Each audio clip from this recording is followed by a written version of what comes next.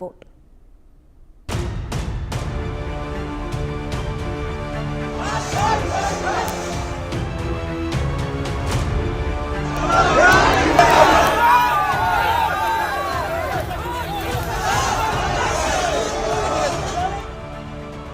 पिछले साल कोलकाता के आरजीकर मेडिकल कॉलेज में जूनियर डॉक्टर की रेप के बाद हत्या कर दी गई। पूरा देश सन्न था, सदमे में था।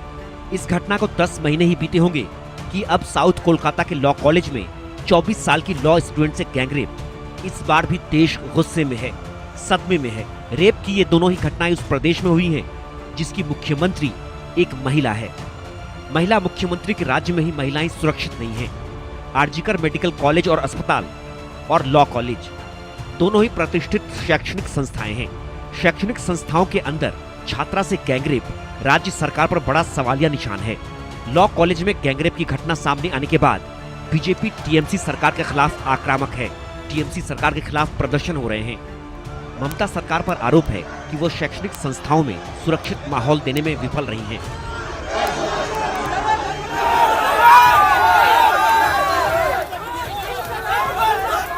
नहीं, ये सबसे बड़ी बात है कि बोथ आपने जो दोनों घटना की बात की, both the incidents happen inside a educational institute.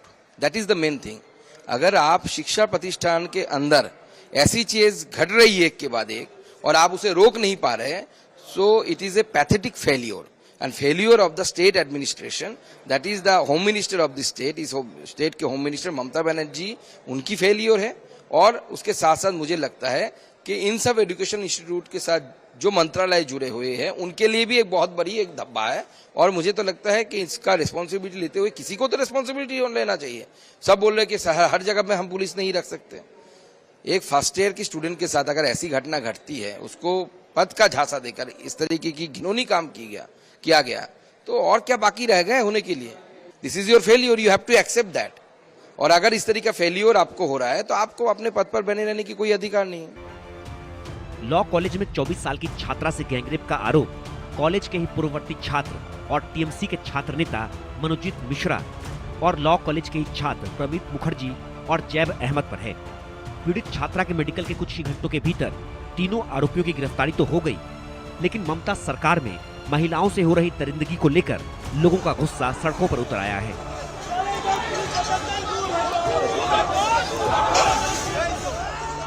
ये आरजीकर का बात नहीं है। ममता बनर्जी का रिजिम में वहाँ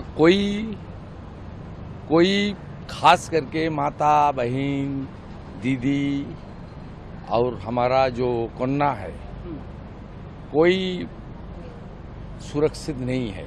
ये आज नहीं है, पिछले 14 साल से चल रहा है। ज़्यादा तो 4-5 साल से ज़्यादा चल रहा है। हंसखाली का इंसिडेंट बोलिए, कालियागंज का इंसिडेंट बोलिए, सब विद्यार्थी। अब हर इशू में देखिए, हर क्षेत्र में ये हो रहा है ममता बनर्जी के लिए। बंगाल की जनता को आगे आना चाहिए या इलेक्शन कमीशन को। बंगाल में चुनाव के दौरान जो धांधली होता है, जिस तरीके से गुंडागर्दी होता है, जिस तरीके से हिंदू को वोट डालने के लिए रोका जा रहा है, election commission should work. Law college की पीड़ित छात्रा का आरोप है कि 3 युवकों ने कॉलेज के गार्ड रूम में उसे बंद कर दिया। टीएमसी छात्र नेता मनोजीत मिश्रा ने उसके साथ रेप किया। प्रमित मुखर्जी और जैब अहमद ने उसकी मदद की। 27 जून को कॉलेज परिसर में ही गैंगरेप की वारदात हुई। शाम 7:30 बजे से लेकर रात 10:50 तक छात्रा से दरिंदगी होती रही।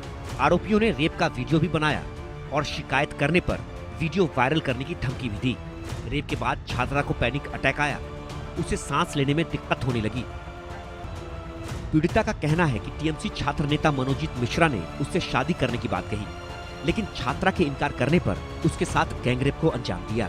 छात्रा गिड़गिड़ाती रही, रहम की भीख मांगती रही, आरोपियों के पैरों में गिर गई, लेकिन मनोजीत मिश्रा, प्रति मुखर्जी और जैब अहमद उसे पकड़कर गार्ड रूम में ले गए और रेप किया। पुलिस ने तीनों आरोपियों के अलावा कॉलेज के सिक्योरिटी गार्ड को भी गिरफ्तार कर लिया है। जब छात्राएं अपने ही कॉलेज में सुरक्षित नहीं हैं, तो फिर ममता सरकार में कानून व्यवस्था पर तो सवाल उठना ही था। अगर कस्बा लॉ कॉलेज के रेप केस को देखा जाए और पीड़िता ने, विक्टिम ने खुद स्टेटमेंट जारी किया है, लिखित स्टेटमेंट, वह स्टेटमेंट भी मैं लेके आया हूं, उसके भी कुछ पोर्शंस आपके पास रखूंगा। उसको ध्यान से पढ़ा जाए तो एक बात स्पष्ट होता है कि यह पूरा रेप का जो गैंग रेप का जो कुचक्र हुआ है, यह कहीं ना कहीं स्टेट स्पॉन्सर्ड ब्रूटैलिटी है, एक राजनैतिक दृष्टिकोण से प्रेरित जघन्य क्रूरता है। टीएमसी सरकार का विरोध बीजेपी ही नहीं, इंडी गठबंधन में शामिल कांग्रेस भी कर रही है। पहले आरजीकर मेडिकल कॉलेज और अब लॉ कॉलेज में गैंगरेप। कांग्रेस नेता अधीर रंजन चौधरी पश्चिम बंगाल के कॉलेजों में टीएमसी छात्र संघ की मनमानी दरिंदगी पर सवाल उठा रहे हैं। अगर ये दरिंदों को ये लगते कि ये बाहर जाकर खुलासा कर देंगे तो उनको मार ही देते। कम से कम भगवान की दुआई, भगवान की बलों से ये बच्ची बच गई, अभी तक जिंदा है और हिम्मत दिखाई ये शिकायत दर्ज करने के लिए। न जाने कितने छात्रा को इस तरीके की कॉलेज की यूनियन रूम में बुला के, धमका के, डरा के जबरन सामूहिक दुष्कर्म किए जाते हैं बंगाल की कॉलेजों में, ये अंदाजा नहीं लगा जा सकता। রাত জাগো দিন জাগো নিরাপত্তার কি আছে? সব জায়গায় তো একই অবস্থা। পুরুষের মানসিকতা যদি যতক্ষণ না ঠিক হবে ততক্ষণ পর্যন্ত এগুলো ঘটবে। আপনার পলিটিক্যাল এজেন্ডা আছে, আপনি নিয়ে মাইক নিয়ে এসেছেন আমরা মিডিয়া থেকে, নিরাপত্তা সবই রয়েছে, কিন্তু একজন বন্ধু যদি বান্ধবীকে রেপ করে তাহলে সেখানে নিরাপত্তা কি করে দেবে বলুন তো আমাকে। राष्ट्रीय महिला आयोग ने भी स्वतः संज्ञान लेते हुए इस मामले में कोलकाता पुलिस से रिपोर्ट तलब की है। उधर बीजेपी के राष्ट्रीय अध्यक्ष जेपी नड्डा ने प्रदेश की कानून व्यवस्था पर चिंता जताई है। जेपी नड्डा ने 4 दिग्गज नेताओं की जांच कमेटी गठित की है। इनमें पूर्व केंद्रीय मंत्री और पूर्व पुलिस आयुक्त सतपाल सिंह, पूर्व केंद्रीय मंत्री मीनाक्षी लेखी, लोकसभा सांसद विप्लव कुमार देब और राज्यसभा सांसद मनन कुमार मिश्रा शामिल हैं। ये नेता बंगाल में जाकर लॉ कॉलेज रेप कांड की हर स्तर पर जांच करेंगे और जेपी नड्डा को रिपोर्ट सौंपेंगे। ममता बनर्जी की सरकार में टीएमसी कार्यकर्ताओं की गुंडागर्दी की खबरें पहले भी आती रही हैं, लेकिन सवाल है कि टीएमसी के गुंडों को गैंगरेप की आजादी क्यों है? ममता बनर्जी की सरकार में महिलाएं अपने ही कॉलेज में सुरक्षित क्यों नहीं हैं? ममता बनर्जी महिला होकर भी महिलाओं को सुरक्षित माहौल क्यों नहीं दे पा रही हैं? ममता सरकार में उच्च शैक्षणिक संस्थाओं में भी महिलाएं सेफ क्यों नहीं हैं? Bureau report, India news.